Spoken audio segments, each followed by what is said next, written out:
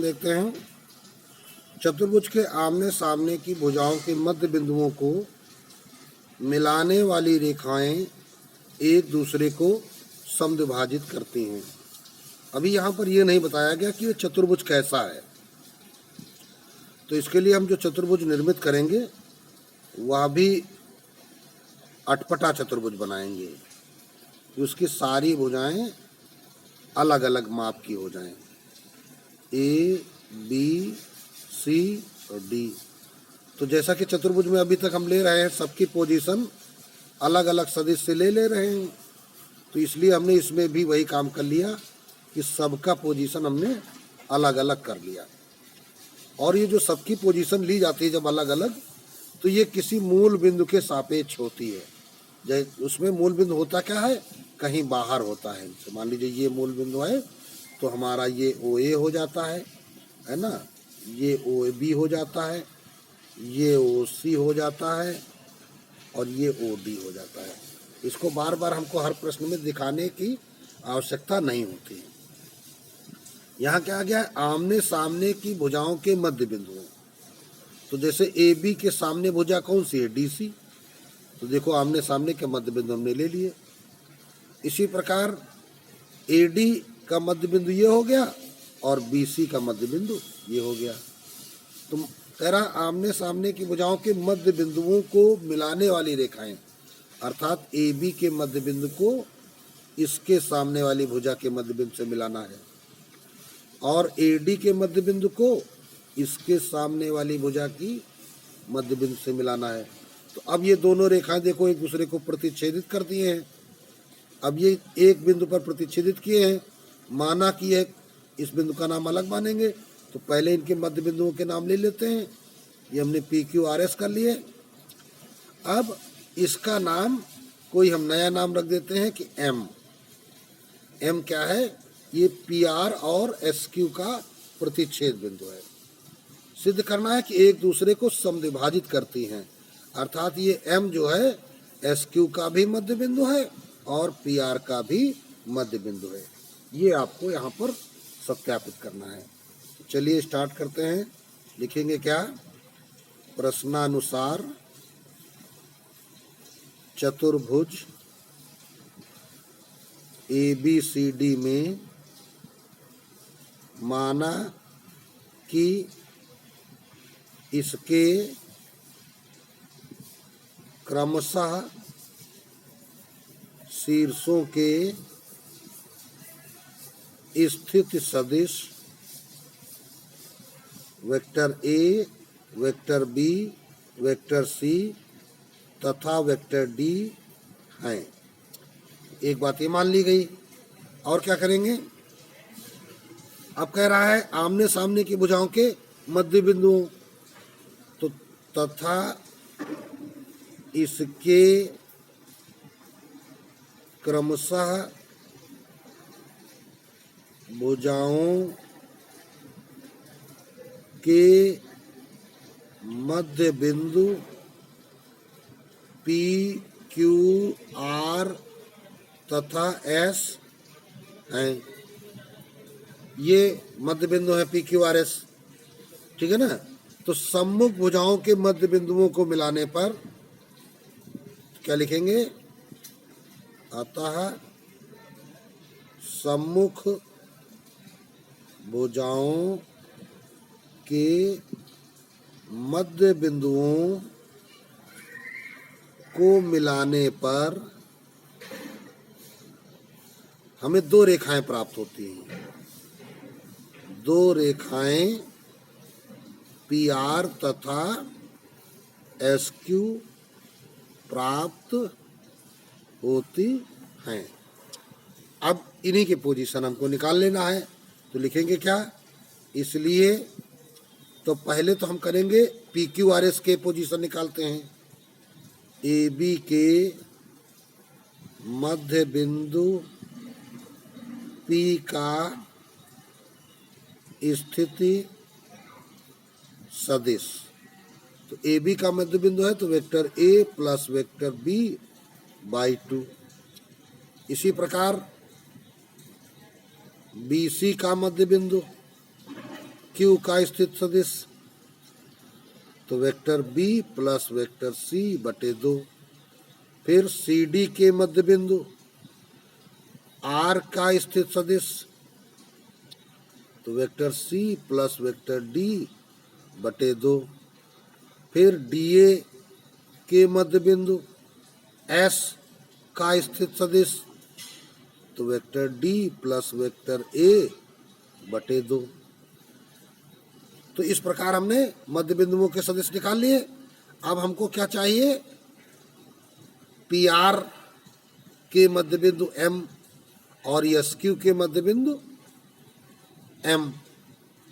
तो अब पहले पी आर के मध्य बिंदु हम निकालते हैं। यहाँ पे लिखते हैं चूंकि पी आर के मध्य बिंदु का स्थिति सदिश,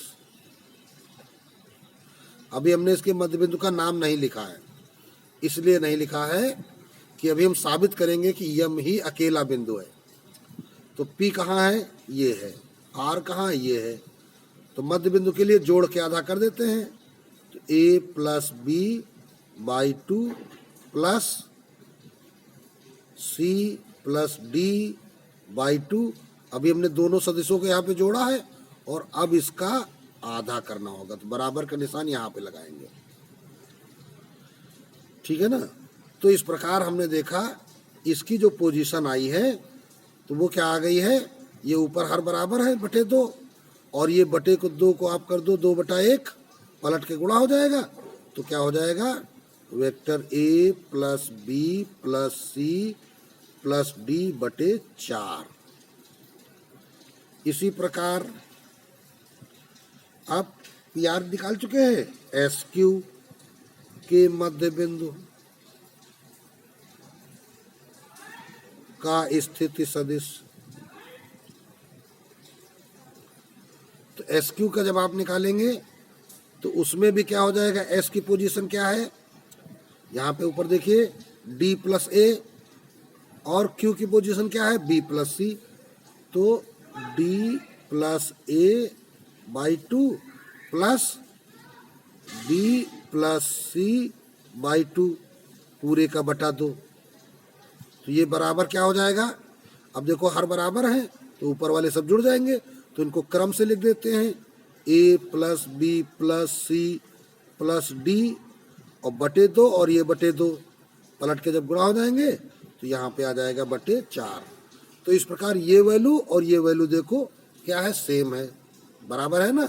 तो अब हम क्या कह देंगे, क्या हो गया, पी आर का मध्य बिंदु और एस क्यू का मध्य बिंदु एक ही बिंदु है, अतः पी आर तथा एस क्यू दोनों का मध्य बिंदु एक ही बिंदु एम है। तो इसलिए निष्कर्ष क्या आ गया, जो प्रश्न ने कहा था, क्या, सम्मुख भुजाओं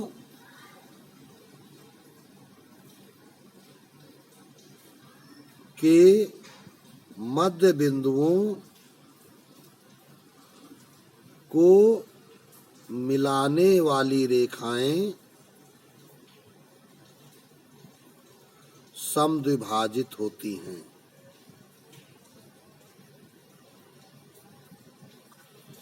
यही आपको सिद्ध करना था, तो ये आपका सिद्ध हो गया और प्रश्न कंप्लीट हो गया।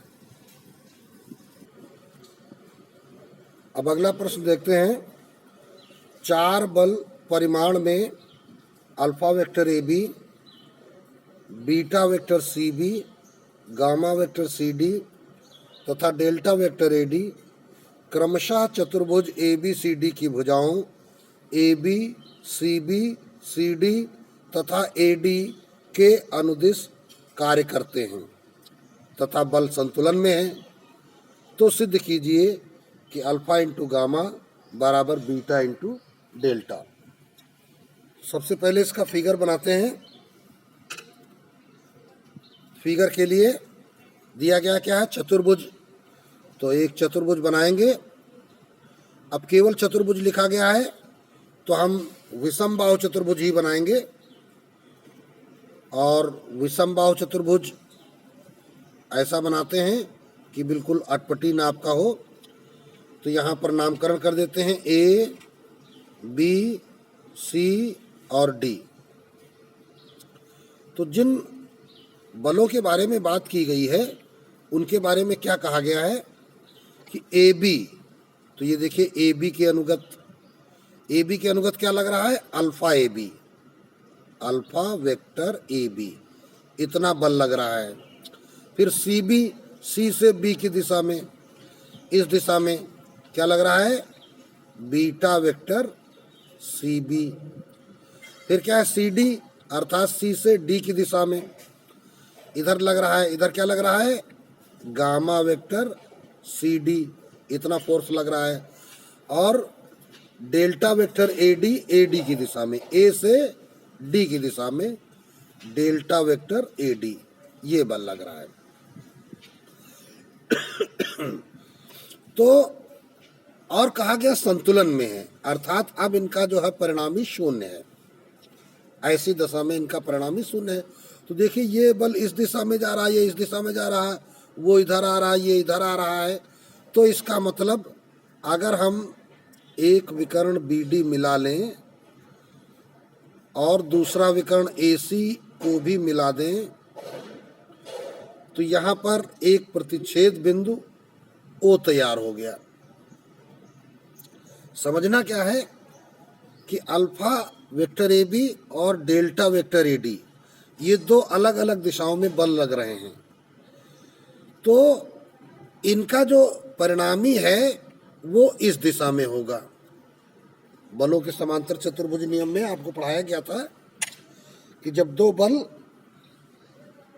एक ही बिंदु से लगना प्रारंभ हो या सह आदिम वेक्टर से प्रकट किया जाए, समांतर चतुर्भुज की दो भुजाएं हो, तो उनका जो विकर्ण बनेगा वो उनका परिणामी होगा। लेकिन ये समांतर चतुर्भुज नहीं है। क्यों?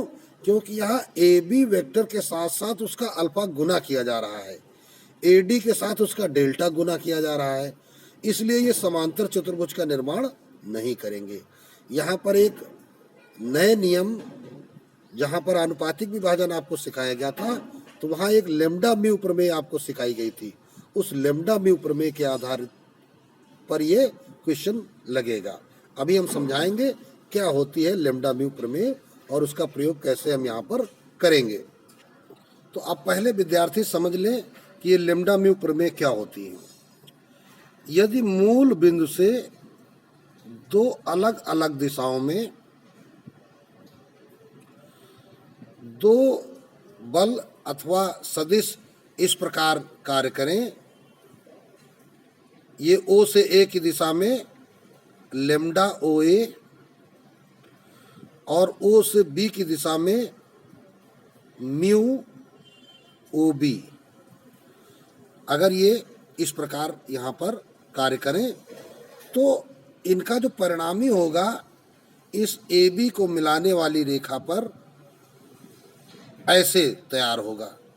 क्योंकि ये एक ही बिंदु पर कार्य कर रहे हैं और जिस बिंदु पर या जिस बिंदु की दिशा की ओर होगा तो इनका परिणामी ये OG के रूप में प्रकट होगा, और यह OG का मान क्या होगा, lambda plus mu vector OG। मतलब दो सदिशों लेम्डा OA तथा म्यू वेक्टर OB का परिणामी